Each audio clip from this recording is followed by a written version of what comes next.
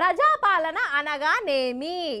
ప్రజాపాలన అనగా రుణాలు మాఫీ చేయుర్రని అడిగిన రైతులను అరెస్టు చేసుడు ప్రజాపాలన.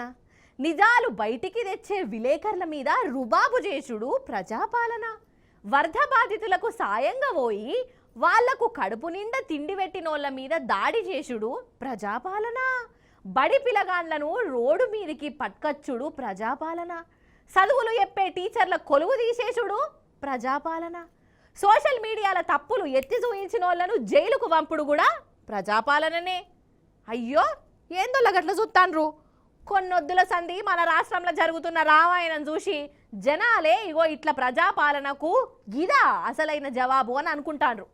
పాండ్రి ముచ్చటేందో పురాగా చూసొద్దాం మనం, రండ్రి. కాదబ్బా, మన సీఎం రేవంత్ సారు వారు ముఖ్యమంత్రి కుర్చీల ఎక్కుడెక్కుడుతోనే ఏమన్నాడోల్లా, మాది ప్రజాపాలన, ఎవలన్నా మాట్లాడొచ్చు, ఏమన్నా చెప్పొచ్చు, తప్పైతే అడగాలే కడగాలే అని ఏమేమో అనే కదా. అయ్యో నిజమే కావచ్చు అని అనుకున్నాం అందరం. కానీ అసలైన ప్రజాపాలన అంటే ఏందో కండ్లకు గట్టినట్టు చూయిస్తున్నాడోల్లా. అయితే ఈ సారు కొనతం దిలీప్ అని మన తెలంగాణ డిజిటల్ మాజీ డైరెక్టర్ సారు.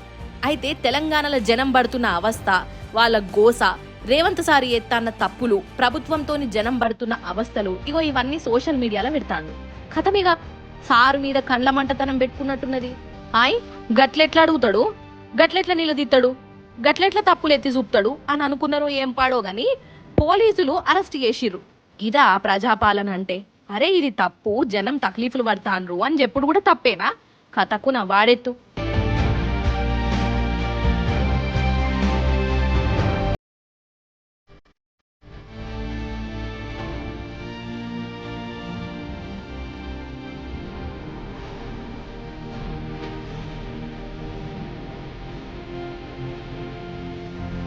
ఇట్లనే కాదుల్లా, మీరే చూస్తాండ్రు కదా ఈ 9 నెలల సంధి మన తెలంగాణలా ఏమైతున్నదో. అంటే అరెస్టులు, అంటే కేసులు, ఇక లేకుంటేనేమో దాడులు, ఇక ఇదే కథ నడుస్తాంది. అంతెందుకొల్లా మొన్నటికి మొన్న రుణాలు మాఫీ మాకు కాలేదు సారు అని అడిగిన పాపానికి రైతుల మీద కేసులు కూడా పెట్టిరు, లాఠీ చార్జీలు చేసిరు. అరే ఎంత అన్యాయం వల్ల ఇది. ఇక సీఎం సొంత ఊరుకు పోయి నిజాలేందో బయట పెడదామని పోయిన మహిళా విలేకరులను ఎట్లా గోస ఉట్టించుకున్నారో మనం చూసినాం. ఆడపడుసులు చుట్టుముట్టు చేసి ఏడ్పించిరు. తెలంగాణ ఉద్యమ నాయకులు కొనతం దిలీప్ గారిని ఏ ఆధారం లేకుండా ఈరోజు 4 నుంచి 5 గంటల పాటు నిర్బంధించింది. ఆయన కుటుంబ సభ్యులతో ఆయనకు ఏమాత్రం కూడా కమ్యూనికేషన్ లేదు.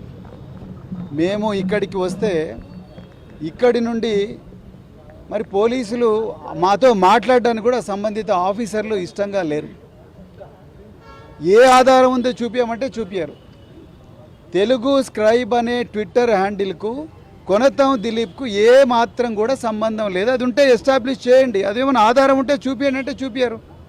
ఏమనంటే రాష్ట్రంలో మత కలహాలు జరుగుతున్నాయి, తెలుగు స్క్రైబ్ ఒక న్యూస్ సర్క్యులేట్ చేసింది. ఆ న్యూస్ హ్యాండిల్ ఏదైతే ఉందో ట్విట్టర్ హ్యాండిల్, దానికి కొనతం దిలీప్కు సంబంధం ఉందంటారు. ఎట్లా సంబంధం ఉంది? ఎక్కడున్నది మీ దగ్గర ఆధారం? మీ దగ్గర ఉన్న ఆధారాలు చూపించండి. మీరు ఏమైనా ట్విట్టర్కి రాసిండ్రా లెటరు?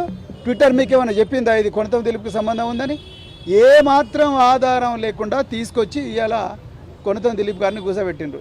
ఇక వరదలు వచ్చినాక జనానికి ప్రభుత్వం ఏ తీర్ల సాయంగా ఉంటుందో మనం కండ్లారా చూస్తూనే ఉన్నమాయే. ప్రభుత్వం చక్కగా చూడకున్నా కట్టుబట్టలతోని రోడ్ల మీదున్న వరద బాధితుల కాడికి బీఆర్ఎస్ లీడర్లే పోయి హిమ్మతిచ్చిరు. వాళ్లకు కడుపు నిండా తిండి పెడుతుంటే షెయి పార్టీ కార్యకర్తలతోని దాడులు చేయించిరు. ఇక పోలీసులేమో చిత్రం చూసినట్టు చూసిరట. ఇక ఇట్లా ఎప్పుకుంటా పోతే బొచ్చడున్నాయి. ఇక ఇవన్నీ దినాము చూస్తుంటే అరెస్టులు, కేసులు, దాడులతోని రేవంత్ సార్ చెప్పిన ప్రజాపాలన అనే మాటకు అసలైన అర్థం ఇదా అని నెత్తి పట్టుకుంటురటనోళ్ళ జనాలు.